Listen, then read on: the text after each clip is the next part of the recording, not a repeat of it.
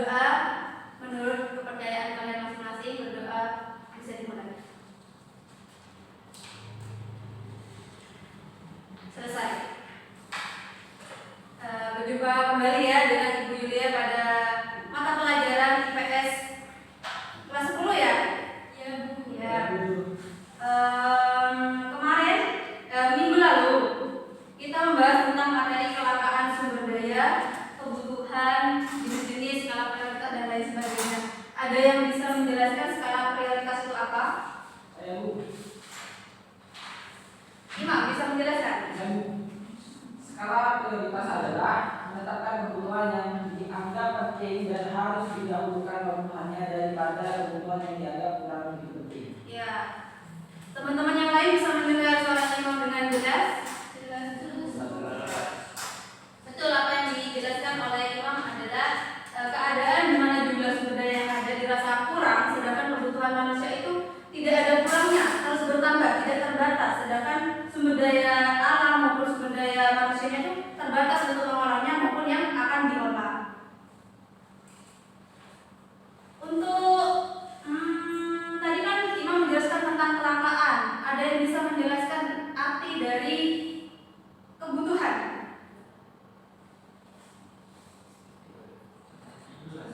Oke, Imam. Jenis kebutuhan terbagi menjadi 4 ya, tapi kebutuhan berdasarkan tingkat kepentingannya, kebutuhannya, sifatnya dan subjeknya. Oke, ada yang bisa menjelaskan jenis-jenis kebutuhan itu apa saja? Saya Bu. Oke, Nurul. Yang pertama untuk prioritas 1 ada 3, yaitu primer, skala, dan juga jasmani. Kemudian untuk prioritas kedua ada 3 juga, yaitu sekunder, masa mendatang dan juga kebutuhan rohani. Sedangkan yang terakhir itu ada prioritas ketiga, yaitu kebutuhan tersier. Ya. Prioritas ini adalah kebutuhan yang paling utama ya, kan terbagi menjadi 4 yang Nurul jelaskan tadi. Nah, membahas tentang prioritas, ada yang mengerti apa itu skala prioritas? Arti dari skala prioritas? Saya Bu. Skala prioritas adalah menetapkan kebutuhan yang dianggap penting dan harus didahulukan pemenuhannya daripada kebutuhan yang dianggap kurang begitu penting. Iya, betul. Nah, yang kalian jelaskan semua adalah pembelajaran minggu lalu yang menandakan kalian itu mempunyai sebuah catatan yang ada di dalam ingatan kalian. Nah, minggu ini kita akan membahas tentang penyebab dan cara mengatasi kelangkaan, khususnya yang ada di Indonesia maupun yang ada di dunia. Nah, penyebab yang pertama dari sebuah kelangkaan adalah bencana alam yang dijelaskan pada minggu lalu. Bencana alam ini adalah sebuah kejadian yang tidak bisa direncanakan yang membuat kelangkaan di dunia, baik itu sumber daya alamnya maupun sumber daya manusianya. Yang kedua yaitu perang. Perang ini tidak ada yang bisa menebak atau ada yang meminta. Perang ini adalah sebuah tragedi yang dirasa bisa memutus tali silaturahmi dari pihak satu dengan pihak yang lainnya. Nah, untuk yang ketiga adalah sumber daya manusianya. Sumber daya manusianya ini adalah kurangnya pengetahuan mereka dalam mengolah sumber dayanya. Seperti misal ada banyak sekali sumber daya kayu-kayu yang terbengkalai di hutan-hutan. Bisa mereka tuh membuat sebuah anyaman untuk membuat seperti kalau rumah-rumah desa itu kayak apa ya? Sebagai tembok lah sementara atau sebagai rancangan dari genteng-gentengnya. Nah, yang ketiga adalah keterbatasan cara memproduksinya. Nah, ini berkaitan dengan sumber daya manusianya. Keterbatasan cara memproduksinya ini adalah pengetahuan intelektual dari manusia sendiri dalam mengolah sumber daya alamnya. Yang kelima adalah jumlah sumber daya alam yang terbatas. Nah, ini yang faktor pertama dari penyebab kelangkaannya, karena tidak ada reboisasi atau pembudidayaan pada sumber daya alam yang ada, itu yang menyebabkan kelangkaan. Nah, Ibu ingin memberikan sebuah cuplikan foto tentang studi kasus kelangkaan yang ada di Indonesia maupun yang ada di dunia. Nah, Ibu ingin sekalian menyebutkan jenis kelangkaannya itu apa, penyebabnya kelangkaan itu apa, dampak kelangkaannya itu apa, dan bagaimana cara penyelesaiannya. Kalian bisa angkat tangan untuk memilih, maksudnya kalian bisa angkat tangan jika bisa menjawab studi kasus yang Ibu paparkan. Ya, Ya, studi kasus yang pertama adalah gambarnya masker habis, hand sanitizer-nya habis. Kelangkaan apa ini? Ada yang bisa menjawab? Iya, Imam. Untuk permasalahan dari tugas ini itu kelangkaan masker medis pada era COVID-19. Ya. Nah, dan paling terjadi yaitu harga masker medis naik 3 kali lipat dari harga di pasaran pada umumnya. Berdasarkan banyak yang tertular karena kekurangan stok masker medis di lingkungan masyarakat. Cara penyelesaiannya, masker medis sudah diprioritaskan untuk tenaga kesehatan, sebab tenaga kesehatan dan penderita COVID lebih membutuhkan daripada masyarakat di luar. Pemerintah memberikan opsi berbagai jenis masker yang muncul di kalangan masyarakat. Selain masker medis, pemerintah juga memperkenankan masyarakat untuk menggunakan masker kain agar bisa dicuci dan dipakai kembali dibandingkan dengan masker medis yang jangka pakaian sekali pakai langsung dibuang. Hal ini juga bertujuan untuk mengurangi pasokan sampah non-organik di Indonesia. Serta seruan dari pemerintah 3M yaitu memakai masker, mencuci tangan, menjaga jarak, dan work from work.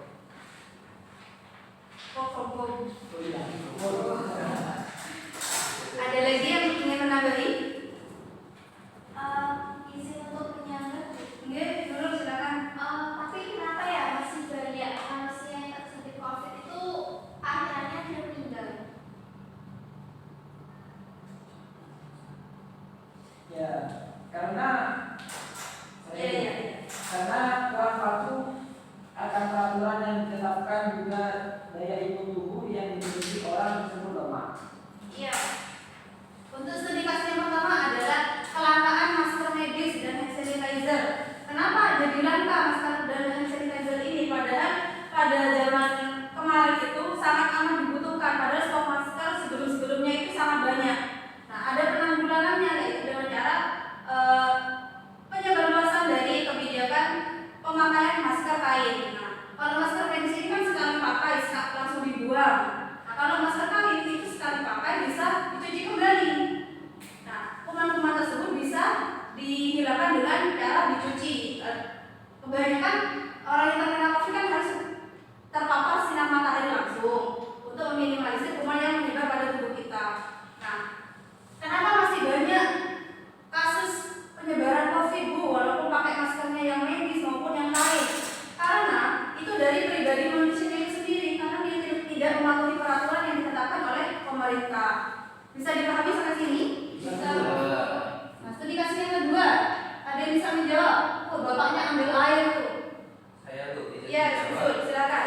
dari gambar tersebut bisa diketahui kalau itu adalah kelangkaan air.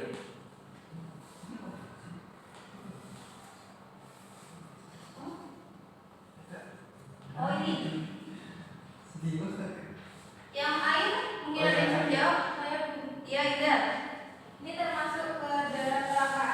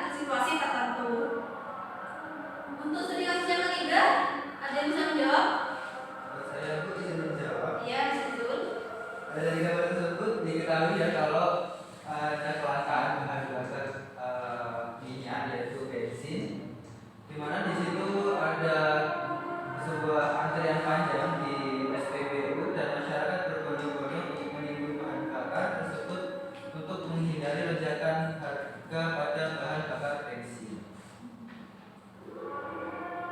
Ada yang ingin menyangga lagi? Tidak ada.